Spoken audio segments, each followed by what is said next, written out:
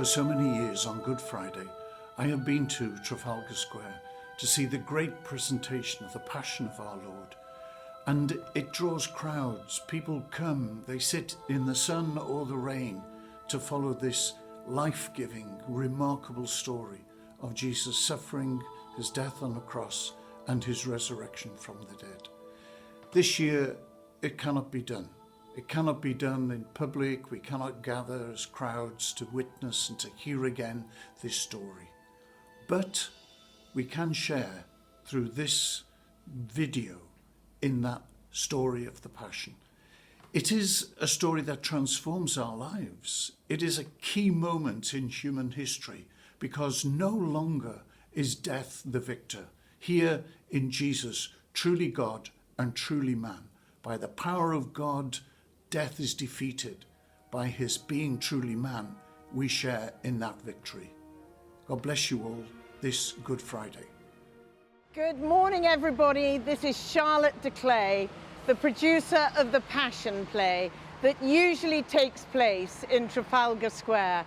Today is actually the 19th of March, so I'm thinking that in 3 weeks' time we should be here. But due to the circumstances that we're all well aware of, we've come, James and I, who plays Jesus, to come and talk to you today. This was certainly going to be the most unusual year. It was going to be a special year because one Good Friday 2020 was cities and towns across our country coming together to take this play into their own marketplaces and out onto their own streets. It's not proselytizing, it's just telling the story so people know what Good Friday and who Jesus is and what he did. So the film that's going to come up after this is us trying to show you little bits of what we've done in the past, but also what all these towns and cities have been working towards. This story was written by my father, Peter Hutley, and he wrote this script based on the gospel completely. And he was a businessman, and he then realized the truth of this story and gave up his business life to concentrate on the plays at Wintershall. Well, I wrote these plays and we've been doing them now for 20 years. The Passion, the Life of Christ, and the wonderful play at Christmas time in our theatre here. I'm just sad for the time being, while we have this scourge over the nation, that we can't praise God as we would normally, but we can still all do that, all of us, whether we go to church or whether we used to go to church or whether we haven't been to church. But we're talking about the British people, and I'm talking to you now and say, what magnificent people you are. We have great confidence in the nation getting through this temporary trial. Maybe it's 3 months, might even be longer.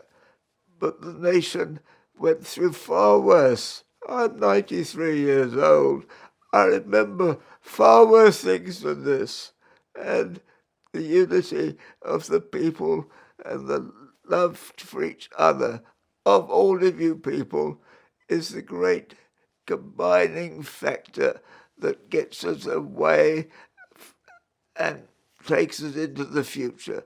The future, of course, will be glorious, always is. The future is always glorious, and that's what we have to look forward to now.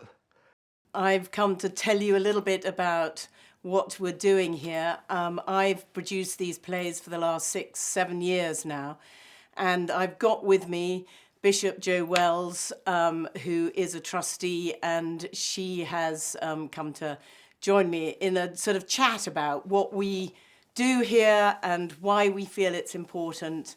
And I'm sorry we're not with you in Trafalgar Square, but we are in spirit. Jo. Oh, goodness me, how we've had to change plans, Charlotte. You We are so have. incredibly flexible, and I know the actors are so sad not to be involved this year directly. They were all prepared. It's devastating. It's devastating because not only is it the actors, it's everybody behind the scene, and this year was going to be such a fantastically special year. Tell and us. it certainly is special, but it's not special as we thought it was. What did you think was going to happen? We have been, the numbers in Trafalgar Square have got bigger and bigger every year. And other cities and communities from across the country have been watching us and watching what's happening. And as the church's numbers seem to be going down, our numbers seem to be going up. And we're not quite sure why that is, but it is. And so other cities and towns have approached us. And over the last 3 years, we've been working on making One Good Friday 2020 a time when we were all across the country going to put it on at the same time, on the same day for our cities and our towns. You're going to get in this little film that follows little snippets of people's mobile shots or stills because suddenly this virus has come down and totally disrupted us all.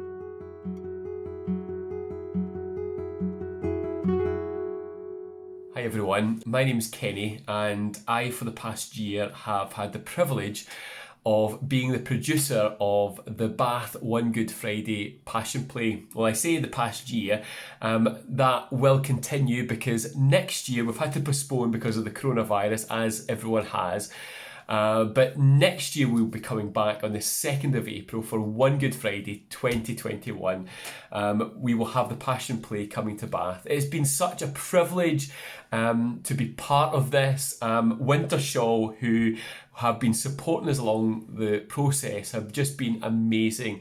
It's been great to work with them centrally and also great to work with the other locations that are involved in One Good Friday to share ideas and to share dreams and visions.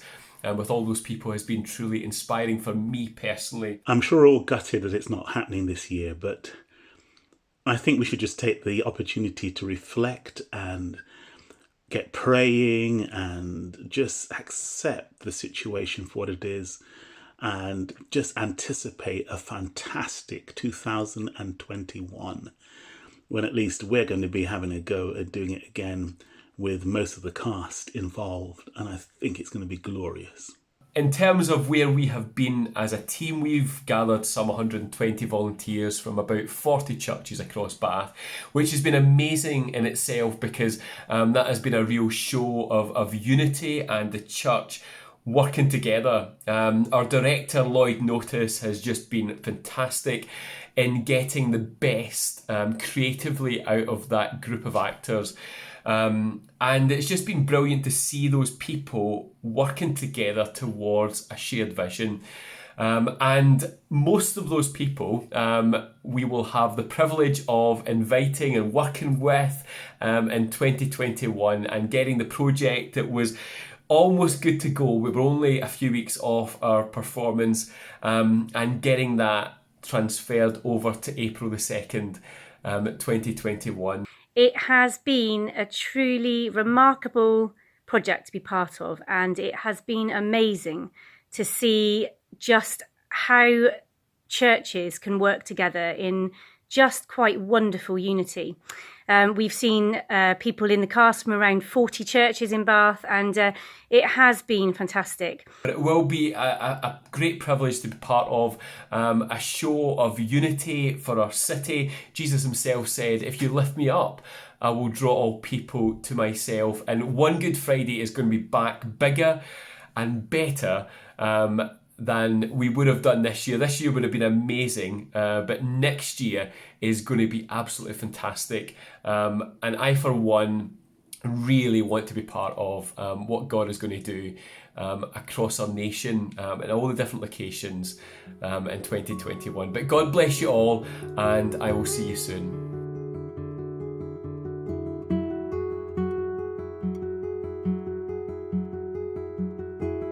One Good Friday was our 4th annual Passion Play, and we were drawn to the project for two reasons. Firstly, the tremendous demonstration of Christian unity in so many towns and cities performing the same play at the same time in the heart of their local community. And secondly, for us as a less experienced team, the opportunity to learn from all that experience in Wintershall. Coming to the new script was a great opportunity for us also, and I am fascinated by what drew so many people to listen to Jesus.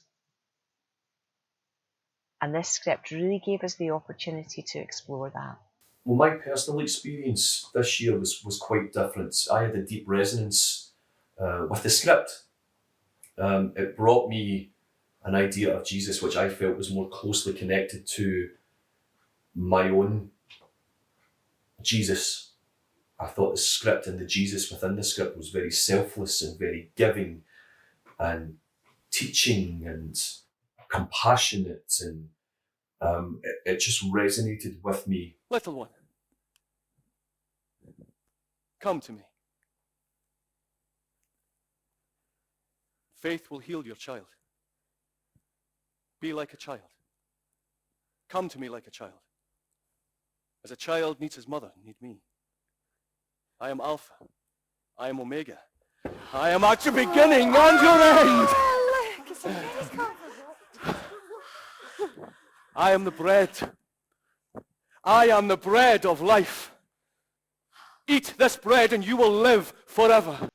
I'm really intrigued by how live performance really does lift a story and becomes quite a visceral thing for those who are engaging with the story, especially the stories of Scripture and the stories of Christ. Because as people engage with these stories that perhaps they've been familiar with for decades, it brings a completely new dimension to what they're experiencing. They embody the story, either as the crowd or as part of the company that's performing those stories as they work through the various foibles in that story, and how Jesus interacts with the crowd and how the crowd and individuals interact with him as well, whether it's a leper or Pilate or one of the disciples or just somebody that's in the crowd observing these things. And I tell you this, destroy this temple and I will rebuild it again in 3 days. All that has been foretold in the scriptures will be fulfilled.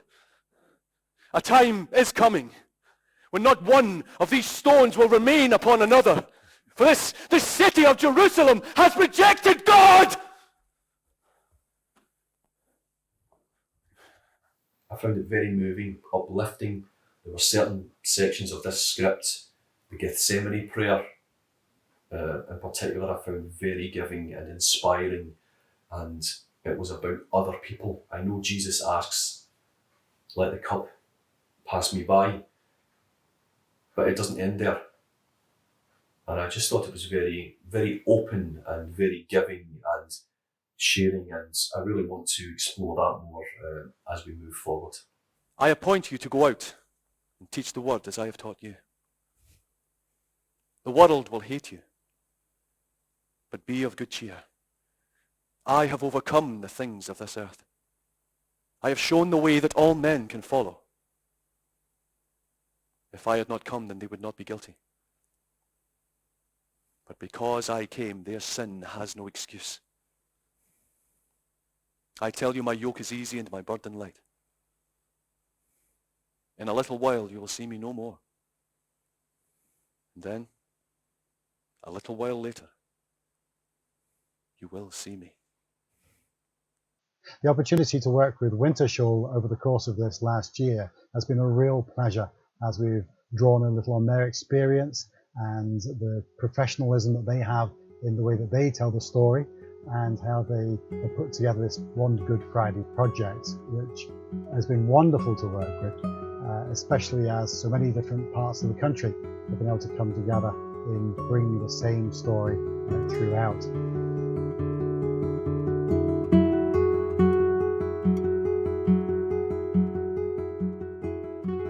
What a journey of faith this has been, taken one small step at a time.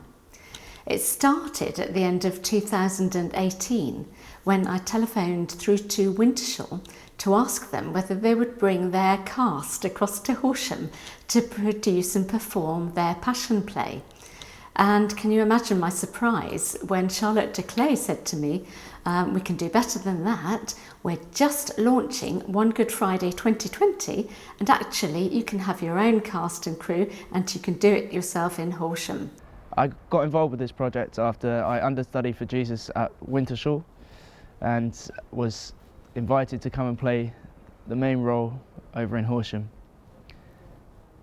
I've been involved with the project since almost the very beginning, and so getting to be part of building up a cast from the ground up has been truly incredible, and the amount that we've managed to bond as a cast through this journey has been phenomenal. You know, we've been rehearsing for 3 months and already we feel like a family, and the things we've done and the things we've achieved and the growth I've seen in not just in myself but in everyone involved has been miraculous.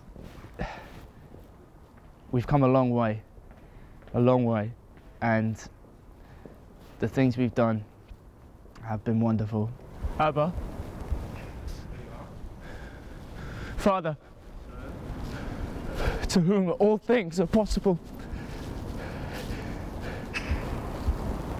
I pray you let this cup pass me by.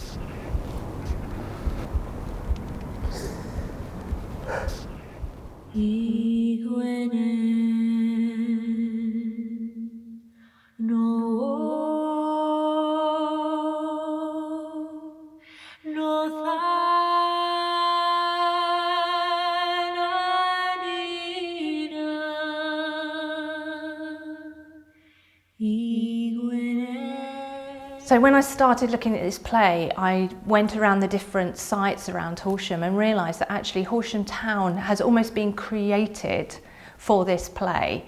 So there is a flogging post and a stocks, and there is a memorial where the cross would go.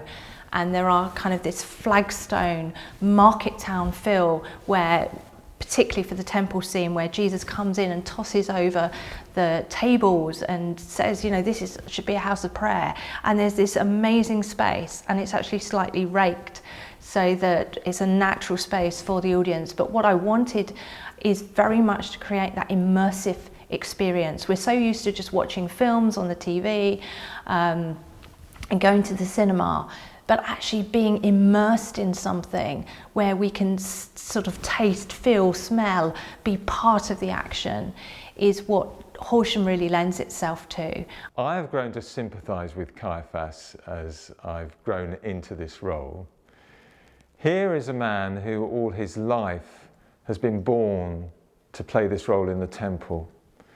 He is one who keeps order, who has this hold on society, who has this unparalleled knowledge of the law, leads the people, teaches the people, instructs the people how to live. And along comes this character claiming to be the promised Messiah, the Son of God, this unruly, unkempt Jesus of Nazareth, who in modern terms is going viral in Judea. His influence is spreading at an uncomfortable rate. And he has this ragtag bag of followers. He comes up with these magic tricks, these so-called healings and other miracles. It is seriously disrupting my and my priests' hold on the temple and on the people, and it's worrying me that the whole of society is going to be thrown by this into a state of confusion and, if we're not careful, complete unrest. Now, I think where Caiaphas is concerned, he, again to use a modern day term, he is in the contain phase of this viral happening. He wants to stop it spreading, and he sees the Romans as his perfect foil in achieving this, in particular Pilate, in confronting this character Jesus, bringing him to order, and to put no finer point in it, to eliminate him from what's going on. And as I think of Caiaphas and what's happening in the world at the moment, I think of the threat he feels from Jesus. Jesus is a disruptor of all that he holds dear in society and in his life and in his religious upbringing. And I think for each of us, there's a bit of Caiaphas on the inside, a bit that likes to be in control, that likes order. But we are facing a lot of disorder in the world.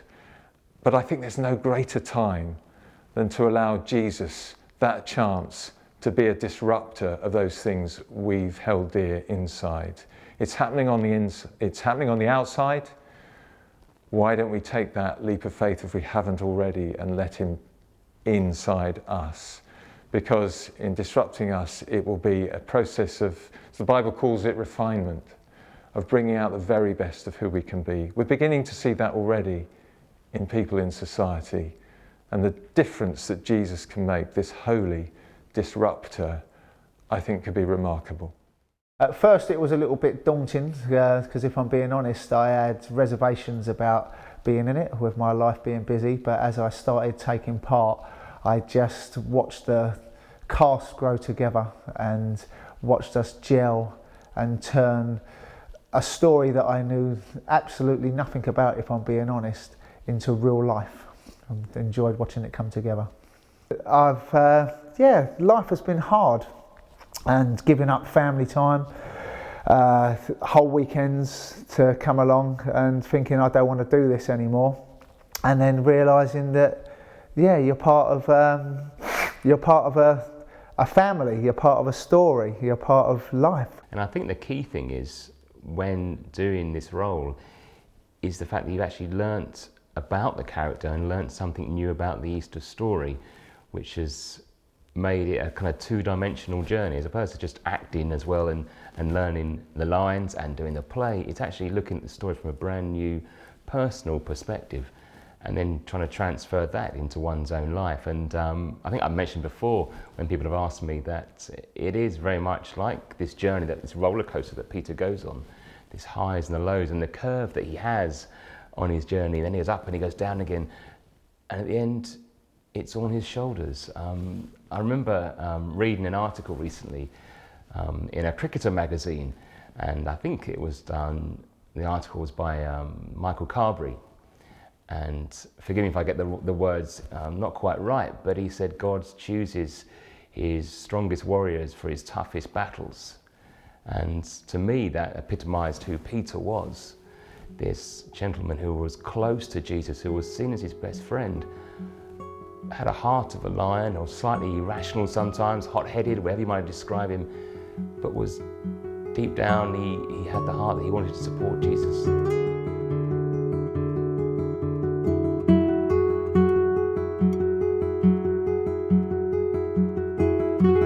My name's Martin Fairweather. I'm from the charity In Another Place, and I've had the huge privilege of being director of the Liverpool Passion. It's been fantastic working with not just the cast, but the whole team that's put this production together.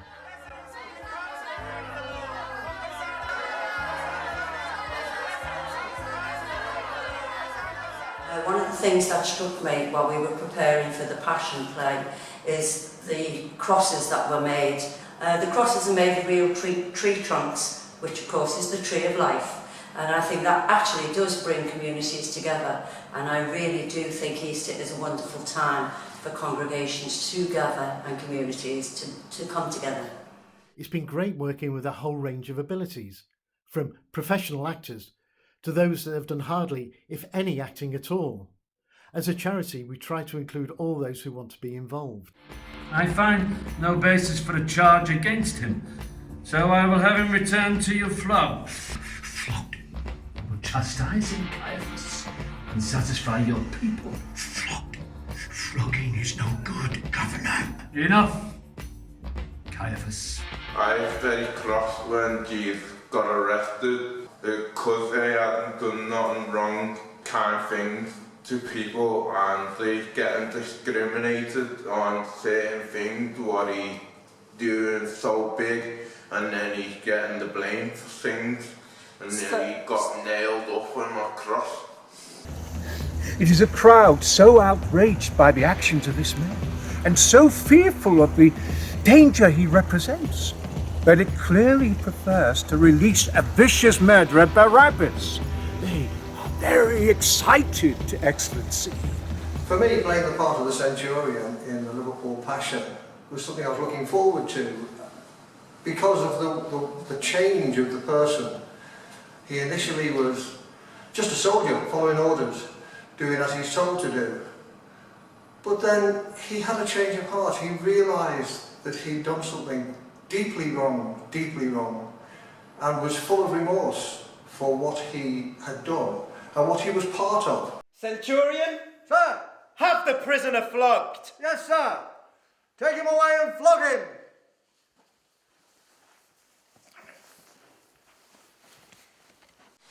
One of the things I thought about when about Easter this year was watching rehearsals for the Liverpool Passion.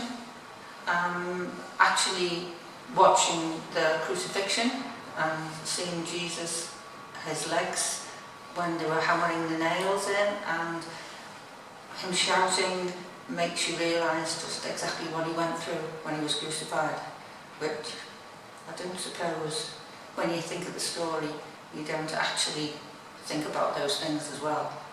As with any production, there have been challenges, but with some thought and sharing of ideas, none of those challenges have proved insurmountable.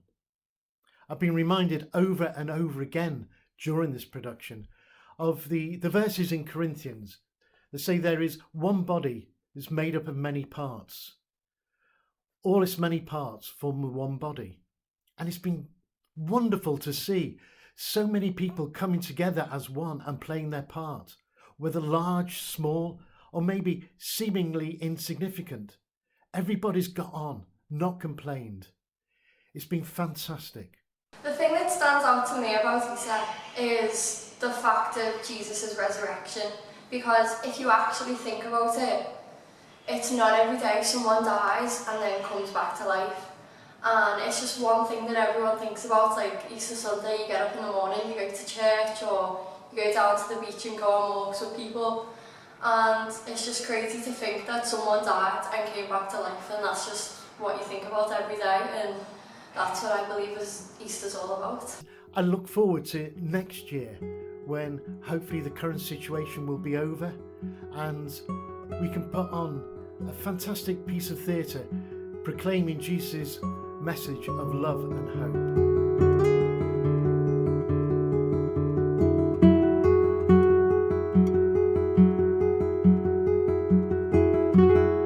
The events leading up to the death of Jesus, his crucifixion, are often referred to as the greatest story ever told, and indeed they are.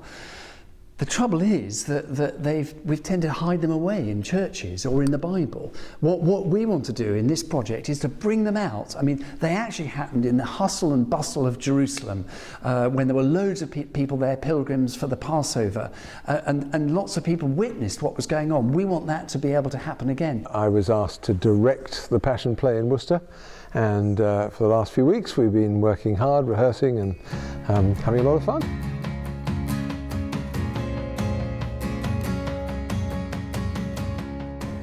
It began to gel very early on, actually, because there were a lot of people who didn't know each other or only knew one or two people in the cast. But we did some introductory games and got people to sort of, do little exercises together in small groups and so on, and have a bit of a laugh without necessarily tackling the text and getting straight into rehearsals. And I think that all helped to build a sense of community and so on. I think the best thing is all the different people from different Christian denominations coming together to put on a play of the greatest story ever told and the life, death and resurrection of Jesus. A number of people have said things like that they came thinking, I don't know anybody very much and feel as though they've made a bunch of friends. There was one young lad, and He's a lad with special needs in various respects, and he sort of arrived in this rehearsal one evening and said, you know, it's wonderful, it's like a family, isn't it? There was just something so very sincere and excited about his reaction, and in a way it verbalised in simple terms what many people have felt about the community of the cast that had developed. Jesus enters the city when the crowd is at its greatest, riding not on the war horse of a conquering hero, but on a humble, gentle preacher of peace. What Jesus is doing?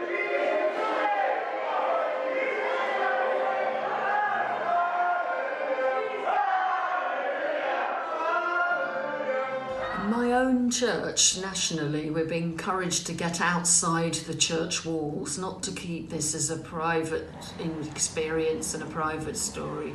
There's truth for all people, so we're getting outside the walls, and this Passion Play gives us opportunity to do that. Because if you think about the story, all the crowds who are gathered there, it's Jesus who's the central figure.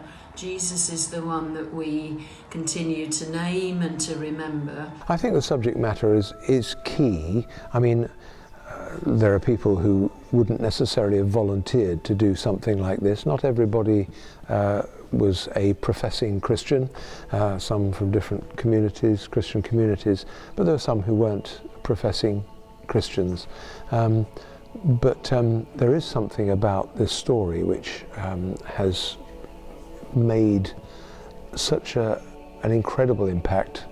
No individual has made such an impact on history, the history of the whole world, as Jesus Christ. And telling that story does bring especially people of faith together and unite them with a common sense of harmony, of being a part of a family, and involved in something that's very meaningful.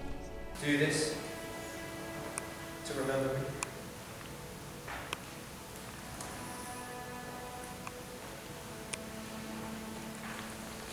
Take this, all of you, and drink. This is my blood of the new covenant, which is poured out for the forgiveness of sins.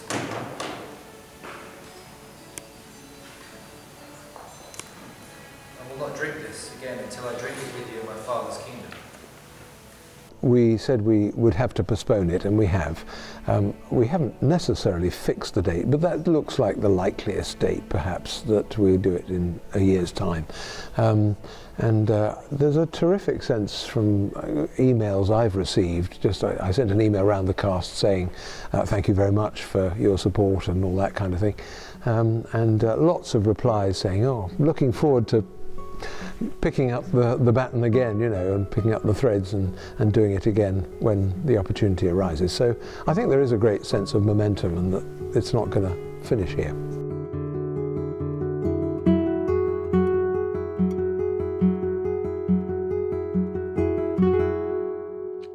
Hello, I'm the Reverend Eileen Harrop, producer of Passion Play Bishop Auckland 2020.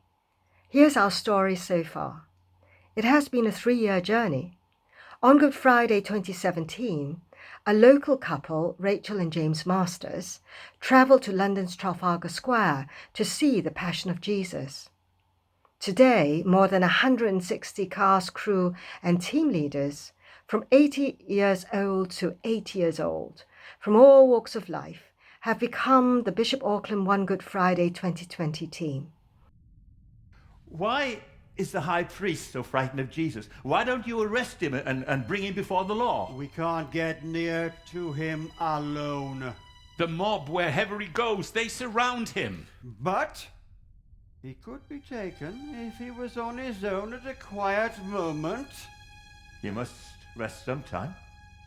The high priest has offered a reward for assistance with his capture. So? 30 pieces of silver. A man could set himself up with a sum like that, buy a piece of land in return for certain information. Would have to be reliable information leading to certain capture. And it must not be bungled. That would be embarrassing for the Sanhedrin. I have heard. Heard what? At the Mount of Olives, at the edge of the city, is the Garden of Gethsemane. We know it well. A quiet place where a man may pray. Or a Messiah? I know nothing of that. Jesus of Nazareth goes there to pray at night in the garden. Alone? He is surrounded by his disciples, but they will be off their guard by then. So you do know him? Of course he knows him. I will distract him. I will go up to him and kiss him on the cheek and say, "Hail, Rabbi." Night will be perfect. The signal will be... Watch me. The kiss. Send word to us when you are ready. It's been great to re-examine it, get involved in it, certainly from the perspective of Pontius Pilate and his role in the whole events. I've enjoyed researching a little bit about him, finding out about his part in the story. So yeah, it's been really interesting. There is more than just an issue of religion here. You are stirring up unrest in Judea. Are you healer or rebel? Which are you? My kingdom belongs elsewhere. If it did, my followers would be fighting to save me from the clutches of these priests. My kingdom belongs elsewhere. So you are a king then? King is your word. I am here to bear witness to the truth. All those that are deaf to the truth hear and understand my voice. Truth. What is truth? Why will you not save yourself? Are you a king? Where is it that you come from? Speak if you do not wish to die. Surely you know I have the power to crucify or to set you free. You would not have that authority over me if it had not been granted to you from above. Such a complex character to play, so many emotions being felt at once, love for certain people, their hate from from the Romans that he would have been given, but still just so having to remain kind and gentle towards everybody. I think it will show a lot of people that although it's a religious play, it is also a play. It is a story about a person. So you don't have to go into watching this thinking that you have to be, you know, this big religious person. A unique feature of Passion Play Bishop Auckland is our original soundtrack composed and produced by local musicians Stephen Johnson and Wayne McAloon. Stephen and Wayne's compositions have been used throughout this film, and this sense of collaboration has been just an example of what it's been like for us, Passion Play Bishop Auckland, for the whole community. It's been great the way that people from diverse backgrounds of all ages have pulled together. Everybody who's got involved, everybody who's got engaged from across the community and the local churches. Thank you for everybody who's given support by making costumes, doing makeup, creating music, and just putting lots of time and energy into it. It's a fabulous project.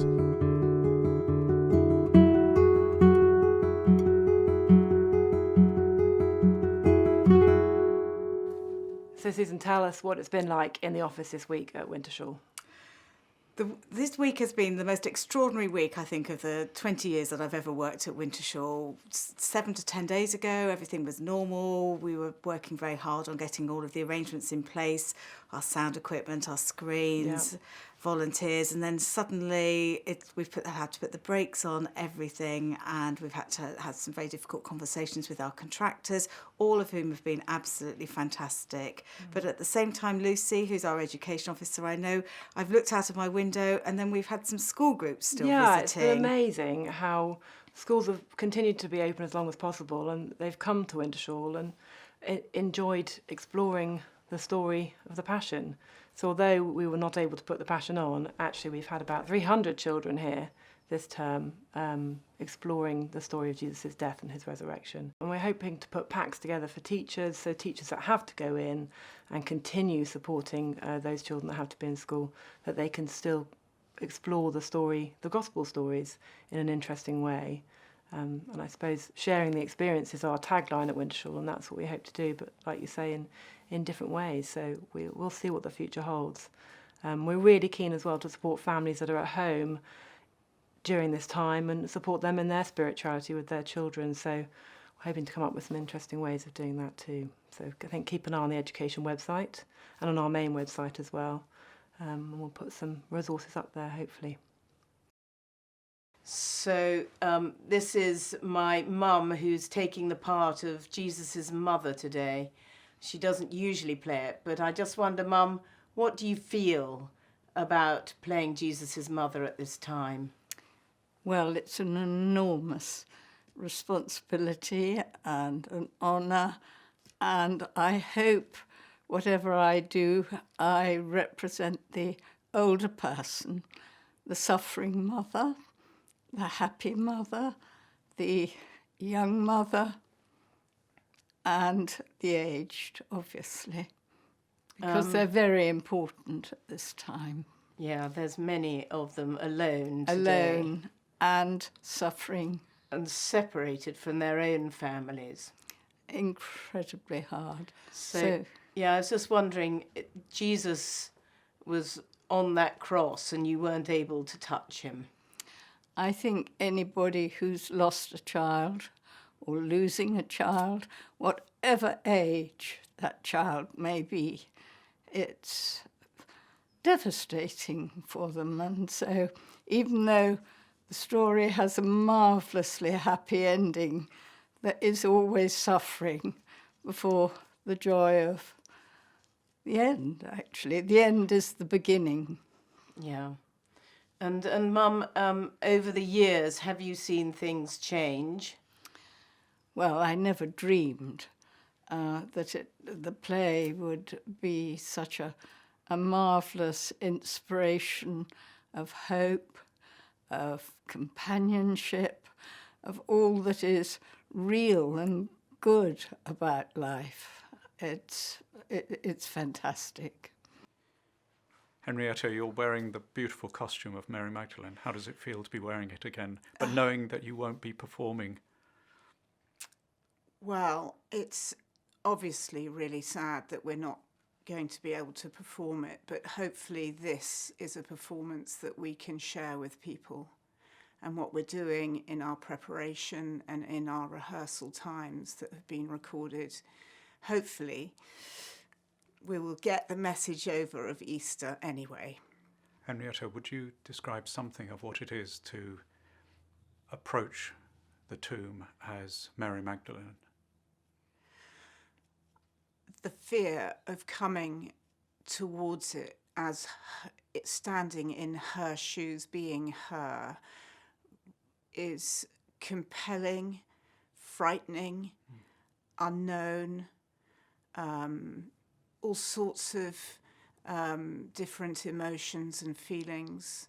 The women that hold me back from going into the tomb and striking against them and knowing I've got to go in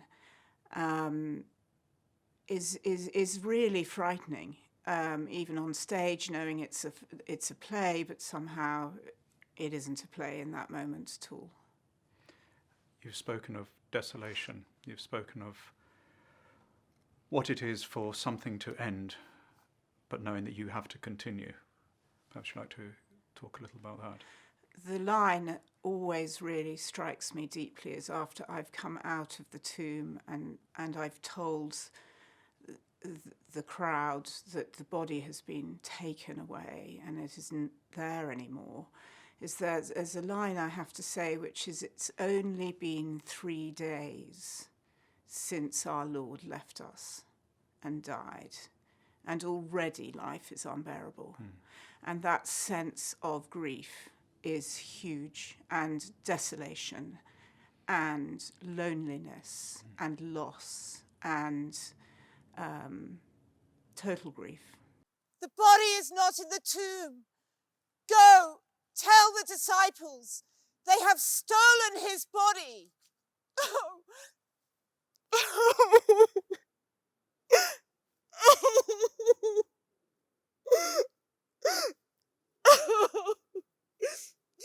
It is only the third day, and already life is so bleak. And now his body has been stolen. Oh! I don't know where he is. Oh! Oh! Woman, why are you weeping? The tomb is empty. My Lord has been taken, and I do not know where they have laid him. Who do you seek? The dear Lord Jesus. Sir, if it is you who have taken him, please tell me where you have laid him, and I will care for his body there. Mary.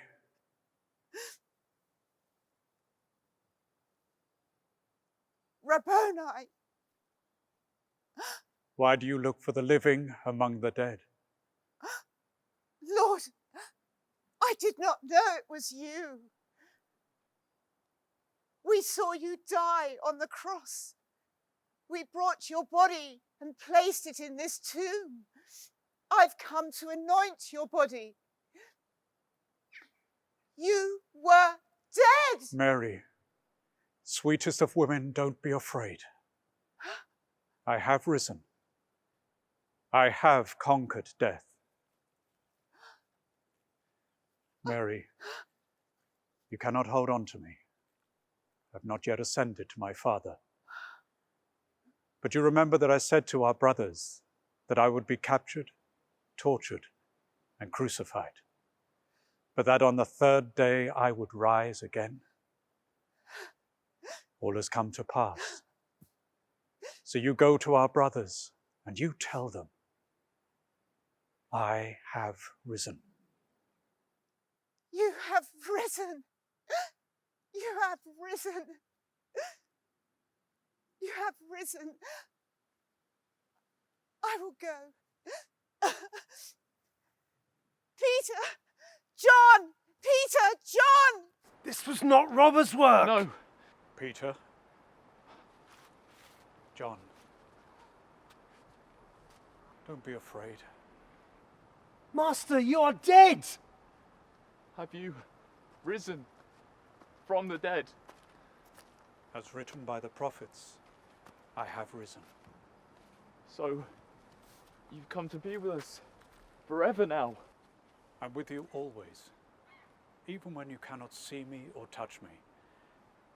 I'm in all people's hearts who search to know me. You reach for me. I'm there.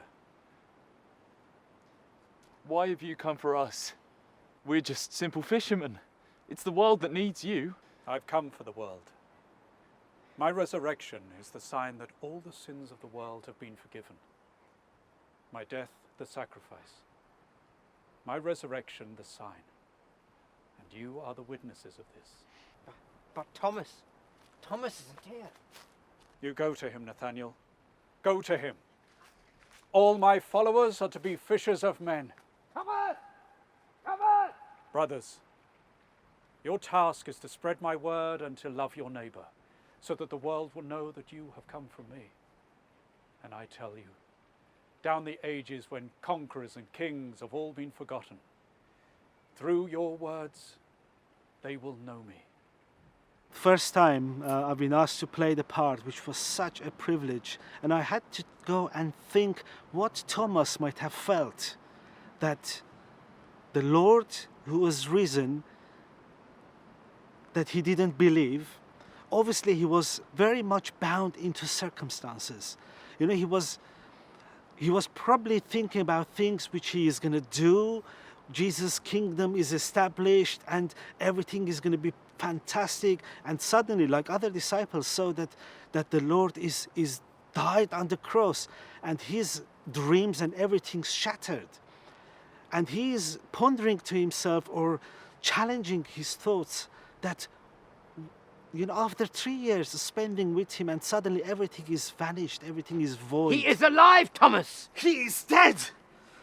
He is alive! He is dead!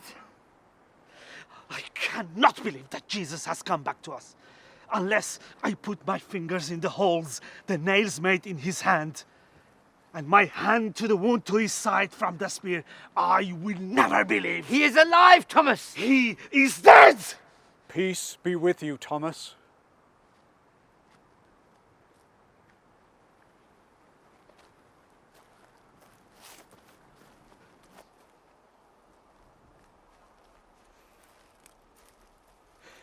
Forgive me, my Lord and my God. You believe because you've seen me. Blessed are those who have not seen me and yet believe. But then when Jesus calls upon him that peace be with you, Thomas, this is a moment of, I don't know, may the earth just swallow you that you've doubted, and the reality that he might have felt, that going and touching, I don't know, maybe he didn't even dare to touch Jesus' wounds because he was just standing there and he was fallen on the ground, which is a lesson. Everybody could relate to Thomas because we are very much driven by our happiness, which is bound to circumstances. If things are good, we are happy. If things are not good, we are sad. But the joy of the resurrected Christ, which Thomas felt, that's everlasting, and we should remind ourselves of that joy. This play was about unity of all the Christian denominations, unity of all denominations and no denominations. So, Joe, why did you accept the invitation to become a trustee? I'm thrilled to share in some of the responsibility for Wintershall, Charlotte. I think what you've got going here is utterly remarkable. I used to live in Trafalgar Square, believe it or not, at St Martin in the Fields, and I remember watching my first Passion play, looking down from the sitting room window, thinking, what on earth is going on? I heard the soldiers marching and it didn't sound very nice. So I, with my young kids, came outside and we were totally captivated by the play. So we stood there with 10,000 other people, drawn in, and by the end of it, not wanting to leave. I found it utterly remarkable.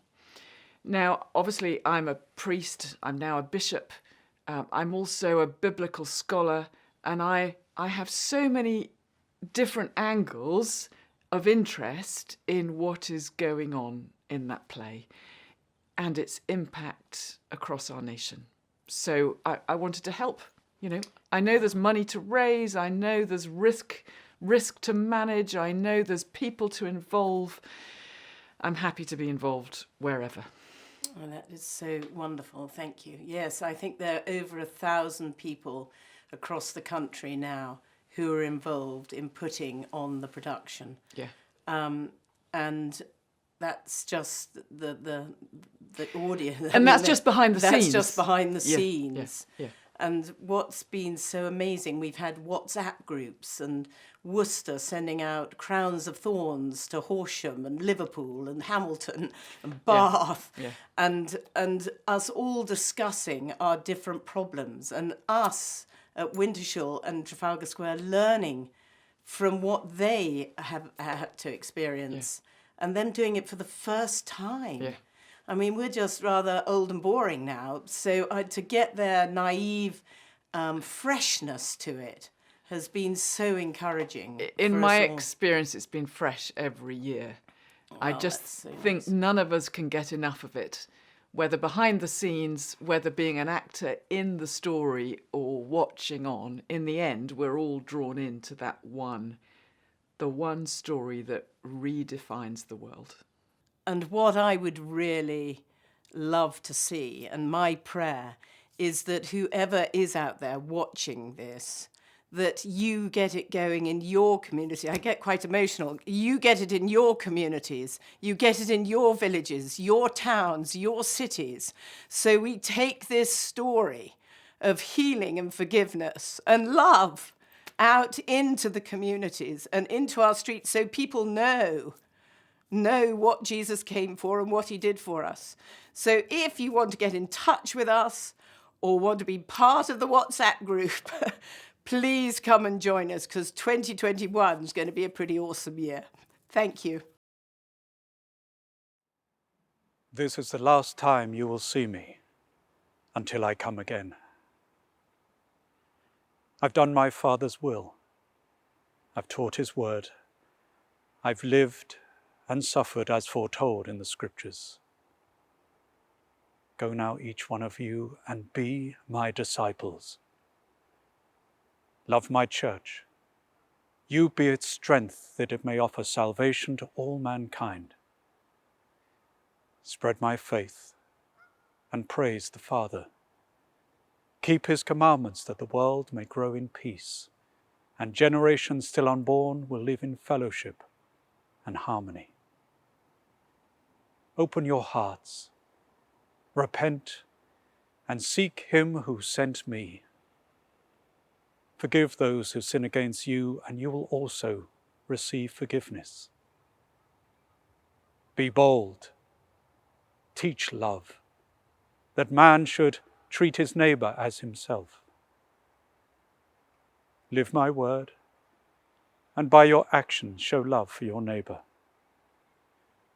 Share with me in prayer the burdens of your lives.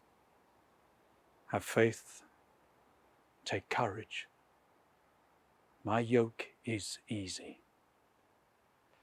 And know that my spirit is in you,